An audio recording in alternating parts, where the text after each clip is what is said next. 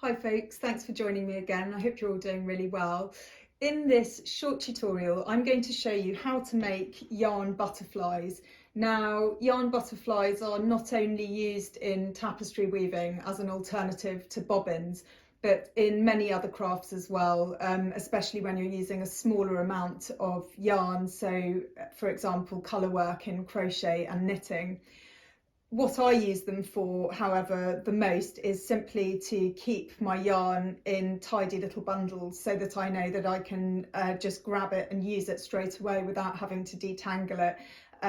If you're a yarn hoarder like me, you'll understand that there are lots of these little bundles of yarn lying around, and unless you keep them tidy, they tangle around each other and you end up with more yarn wastage than is necessary.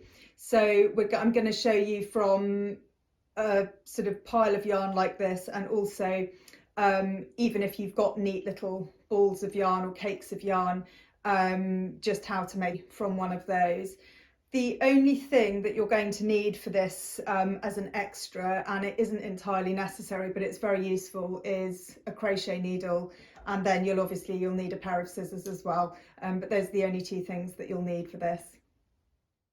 In this first example, I'm using a yarn scrap that needs tidying away. I'm right-handed, so I'm going to make the butterfly on my left hand. You can hang the tail across your palm or over the back of your hand.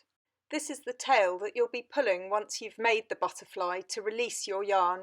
I'm going to hang the tail over the back of my hand as I find it gets less in the way. Now, in a figure of 8 motion, wrap the yarn around your little finger, then thumb, then little finger, then thumb, and repeat. It's not essential, but good practice to stack the wraps on top of each other, especially if you're working with finer yarns, as it helps prevent tangling when the butterfly is in use. Don't overstack your yarn, as this will increase the risk of tangling. How many wraps you do will depend on the thickness of the yarn, but as a very general rule, 10 to 20 wraps is probably enough. If your fingers fill up quickly, you can gently push the wraps down towards the base of your fingers. Wrap until you have the desired amount, leaving a tail of around 15 centimetres. Now take the tail and pass it around the back of the bundle. This is where a crochet hook can come in very handy. And then back to the front. Repeat a couple of times, wrapping the last wrap around your index finger before tucking the tail through the loop you've created with your finger, and then pulling tight to secure the butterfly and removing the whole bunch from your fingers. Now you can see that by pulling on the starter tail, your yarn pulls out nice and smoothly without tangling. If you're making butterflies for tapestry weaving, then you'll more than likely be taking the yarn from a ball or cone.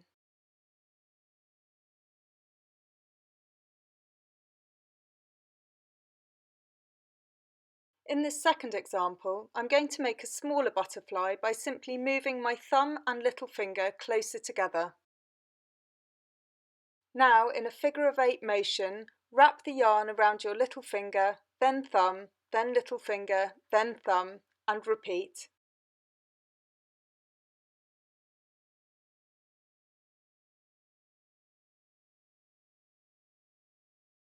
Wrap until you have your desired amount, and then cut the yarn, leaving a tail of around 15 centimetres. Now, taking the tail and using a crochet hook or your finger, wrap it around the bundle several times. On the final wrap, wrap it around your index finger and pull the tail through the loop created by your finger before pulling it firmly to secure the butterfly. Now you can see that by pulling on the starter tail, your yarn pulls out nice and smoothly without tangling.